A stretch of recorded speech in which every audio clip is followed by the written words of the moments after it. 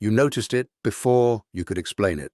A name from your past appeared on your screen. After months of silence, someone who never checked on you suddenly asked how you were doing. A person who seemed completely unaware of your existence began watching, asking, remembering, circling back in a way that did not feel random. And the strangest part is not that they came. The strangest part is that you had already felt something moving before they appeared. You had been praying in quiet places, washing dishes with tears in your eyes, sitting in your car longer than necessary because your spirit felt heavy, wondering if God had hidden you so deeply that even the right people could no longer find you. Then, without you posting more, begging less, explaining yourself, or trying to force a door open, something shifted. It was as if your name was spoken in a room you were not standing in, as if your face crossed someone's mind while they were trying to focus on something else, as if God placed a weight in their spirit and they could not shake it. This is not about being admired. It is not about becoming the center of attention. It is not about proving everyone wrong. It is about divine timing, doing what human effort could not do. There are seasons when God tells you to be silent, and the silence feels like punishment. You stop reaching out. You stop defending your heart. You stop reminding people of your value. You stop auditioning for places where your spirit was never at rest. And while it looks like nothing is happening, God is not only working in you, He is also working around you, ahead of you, and sometimes in people who do not even understand why they suddenly feel drawn to your name. The delay was not empty. The hidden place was not a grave. It was a covered place. And now the covering is not being removed because you forced it. It is being lifted because God knows who must see you, who must find you, who must speak to you, and who must not have access to you anymore. The mistake would be to think that sudden movement always means sudden reward. Sometimes it means a test of maturity. Sometimes the person coming toward you is not the person you imagined, but someone God needs to use as a witness, a helper, a messenger, or a mirror. Someone may come back with an apology that does not reopen the relationship, but releases you from the weight of being misunderstood. Someone may reach out with an opportunity that seems small but connects to something God had been preparing quietly for years. Someone may say, "You were on my mind," and they may not know how much warfare you survived in the season, when nobody seemed to remember you at all. This is why you cannot treat every message as a prophecy and every silence as rejection. A chosen life requires more discernment than excitement. You have to notice what happens in your spirit after contact is made. Do you feel peace or pressure? Do you feel drawn closer to prayer or pulled back into anxiety? Does this person honor boundaries, or do they demand immediate access because they sense your light? God can place your name in someone's spirit, but the enemy can also use sudden attention to distract a healing heart. You are not being called to paranoia, but you are being called to wisdom. Remember how many times you used to run toward any sign because you were tired of waiting. You would reread messages, search for hidden meanings, and mistake emotional intensity for confirmation. But this time, something is different. You are calmer. You are watching fruit, not just listening to words. You are letting time expose motive. That is growth, and it matters. If this already touches something you have been quietly living through, you can like this video as a simple agreement with the truth that God's timing does not need your panic to prove itself. The people who are meant to come will not require you to abandon your peace in order to receive them. There is a hidden kind of spiritual warfare that happens around your name. Not the dramatic kind people often imagine, but the subtle kind that tries to bury you under misunderstanding, delay, wrong labels, and emotional exhaustion. Someone hears your name and remembers an old version of you. Someone else hears your name and feels uncomfortable because they know they did not handle you rightly. Another person feels drawn to your presence but cannot explain why, so they resist it, dismiss it, or keep watching from a distance. Meanwhile, you are living your ordinary life, trying to keep your heart clean while carrying the ache of being unseen. You go to work. You answer messages with restraint. You pray before responding because your old self would have reacted quickly. You sit at the edge of your bed at night and ask God why certain doors opened for others so easily, while you had to fight for peace just to make it through the day. But the Lord is not careless. with the names of his children. In Scripture, names carried weight because they represented identity, assignment, covenant, and memory. When God brings a name to someone's spirit, it is not always because that person is emotionally close to you. It may be because they carry a key, a responsibility, a word, a resource, or a necessary act of obedience connected to your next step. This is why some people will suddenly feel restless about you. They may try to ignore it, but your name keeps returning. They may hear it in conversation, see something that reminds them of you, or wake up with a strange burden to reach out. This does not mean they fully understand God's plan. It means God can move upon people before they have the language for what he's doing. You do not need to chase that process. You do not need to make yourself more visible out of fear that they will forget. If God is speaking your name into the right spirit, he's also strong enough to keep that burden alive until obedience happens. But there is a dangerous false interpretation that must be broken before it harms you.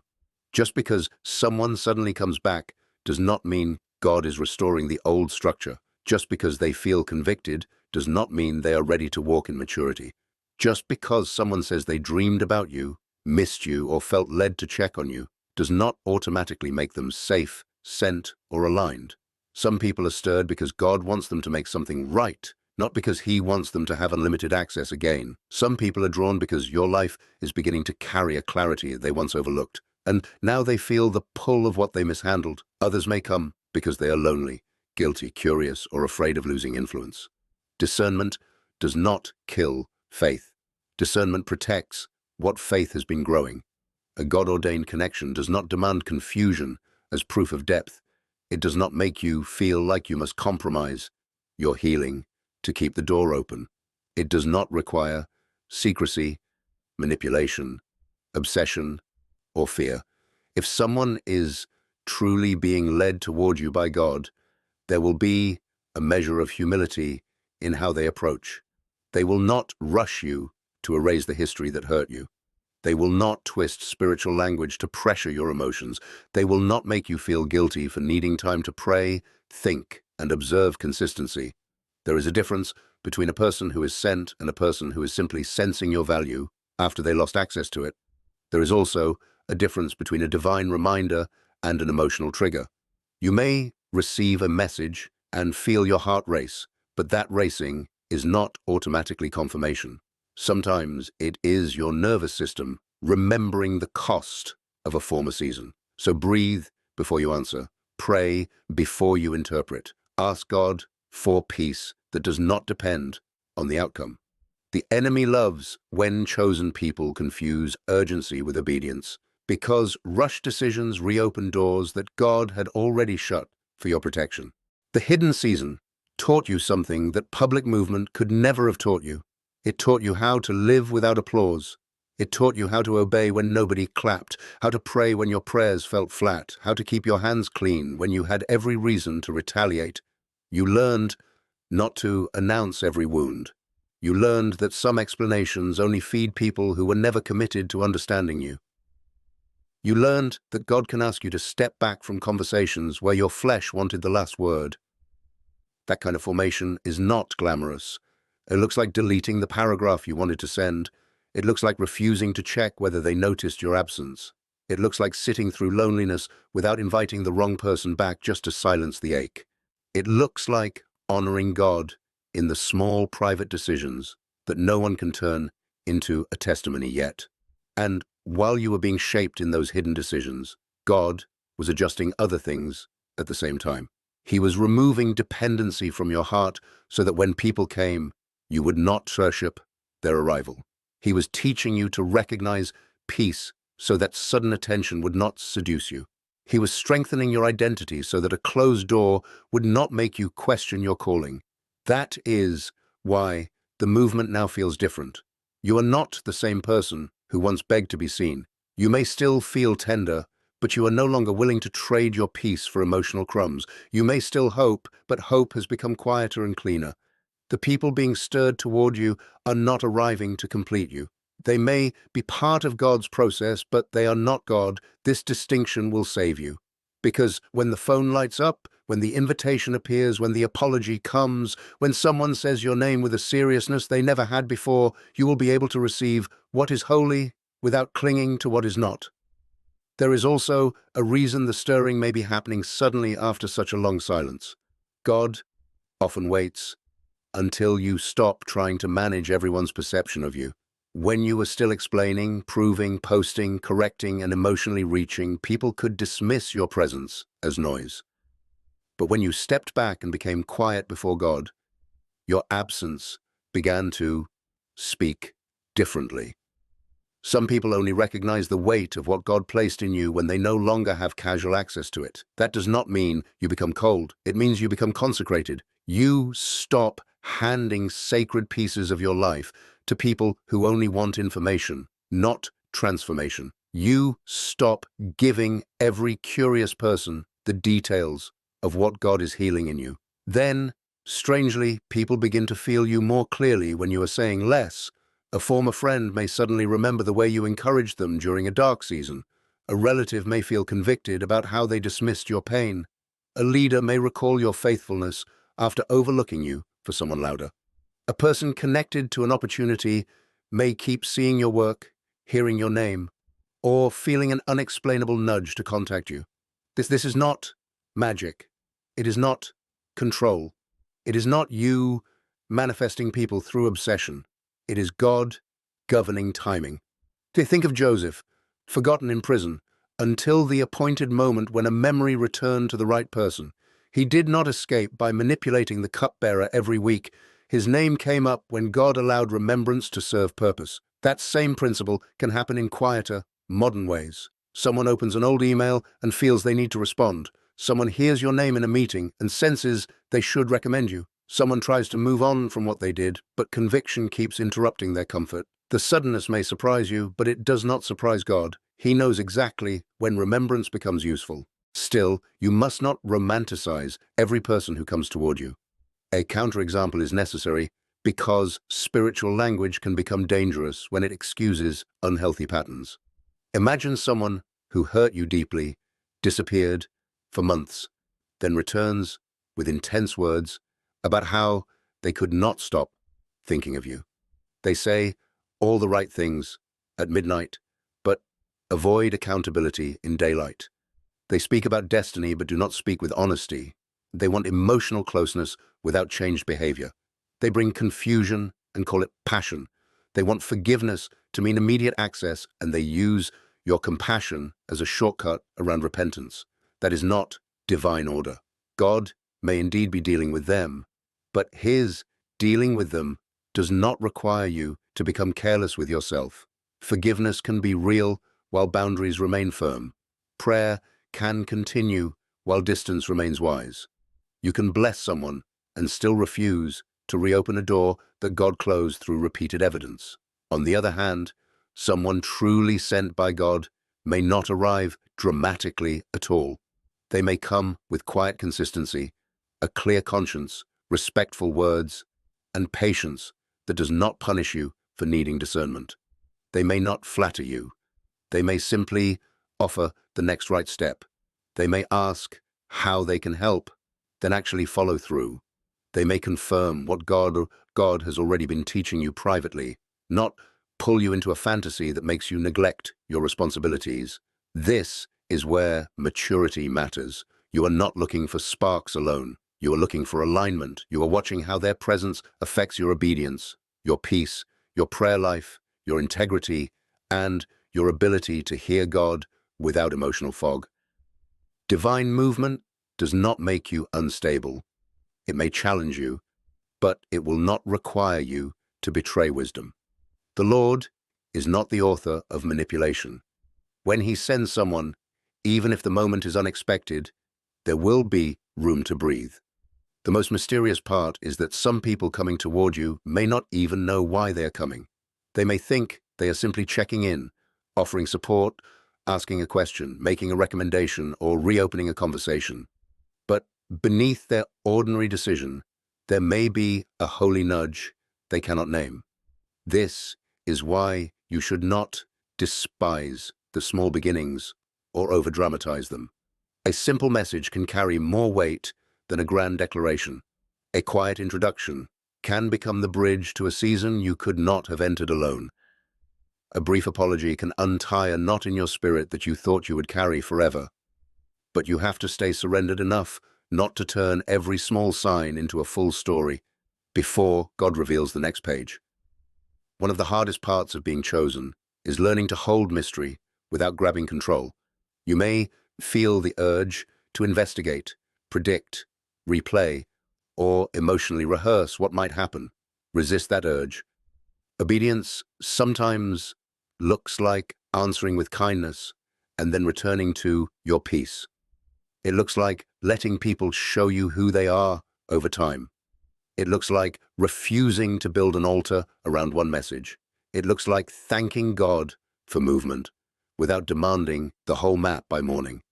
Leave a comment with this one question answered honestly. What has God been teaching you to stop forcing in this season? That question matters because the area you stop forcing is often the very area where you finally learn to hear Him clearly. When your hands unclench, you can receive without grabbing. When your heart stops chasing, you can discern without desperation. God is not cruel for making you wait until you are sober enough to recognize what is truly from Him. He loves you too much to let a sudden arrival become another chain. There is a tenderness in realizing that God may have been protecting you from being found too soon. You thought the delay meant you were forgotten, but maybe certain people could not reach you until your spirit was strong enough to handle their attention without losing yourself. Maybe the opportunity did not come because your yes would have been mixed with fear, people-pleasing, or the need to prove your worth. Maybe the reconnection waited because your heart still wanted an apology more than healing. Maybe the helper was delayed because you had to learn how to receive support without handing over your identity. God's timing is not just about the people coming. It is about the version of you who will meet them when they arrive. There are doors that would have overwhelmed you earlier, conversations that would have pulled you backward, and recognitions that would have fed insecurity instead of purpose. So the Lord hid you until humility became stronger than hunger. He let you become familiar with quiet mornings, unanswered questions, simple obedience, and private tears. He watched you choose restraint when nobody would have blamed you for reacting. He watched you forgive people who never fully understood the damage. He watched you stop bargaining with Him and start surrendering in smaller, more honest prayers, not polished prayers, real ones. God, I do not know what you are doing, but keep me from moving outside your will. God, if this is not from you, make me strong enough to release it. God, if you are sending people, teach me to recognize them by fruit, not by my loneliness. Those prayers changed you. They gave you depth. Now, when certain people suddenly feel stirred toward you, you are not standing there empty, hoping they will define you. You are standing with scars that have become wisdom. So when they come suddenly, do not meet the moment with fear, pride, or fantasy. Meet it with a quiet spirit and clear eyes. Some will come because God is opening a door. Some will come because God is closing a wound. Some will come because they must speak what they withheld. Some will come because they carry a piece of provision, instruction, accountability, or confirmation for the next step.